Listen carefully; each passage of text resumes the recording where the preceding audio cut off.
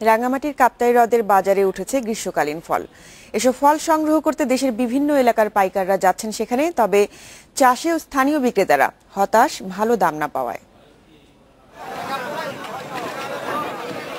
দূর দূরান্ত থেকে ফল ভর্তি নৌকা এসে জড়ো হয় কাপ্তাই হ্রদের এই ভাসমান বাজারে। রাঙ্গামাটির বিভিন্ন পাহাড়ে উৎপাদন হয় এসব ফল। কাঁঠাল, আনারস, লিচু ও কলার বিক্রি চলে এই বাজারে। চাষি ও স্থানীয় বিক্রেতারা বলছেন, বাজার এখনো পুরোপুরি জমে ওঠেনি, তাই ভালো দাম পাচ্ছেন না তারা।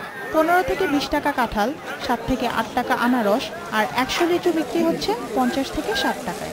আনাজ আনছি, তোরা মরা আনাজ বিক্রি করছে 8 টাকা টরে। খাতল আনছি, বেচা যায়নি।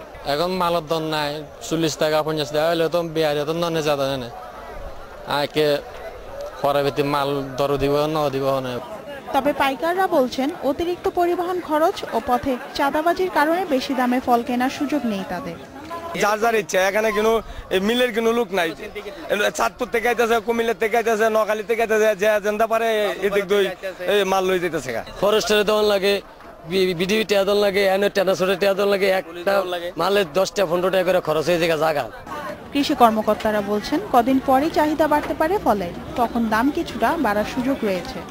কাঁঠালের ক্ষেত্রে দাম একটু কম, কিন্তু অন্যান্যগুলো আনারস, কলা, লিচু দাম কিন্তু আমি মনে করি সন্তোষজনক। রাঙ্গামাটিতে গ্রীষ্মকালীন ফলের মৌসুম শুরু হয় এপ্রিলের শেষ দিকে। বাজারে সরবরাহ বেশি থাকে অন্তত 2 মাস। Independent news desk.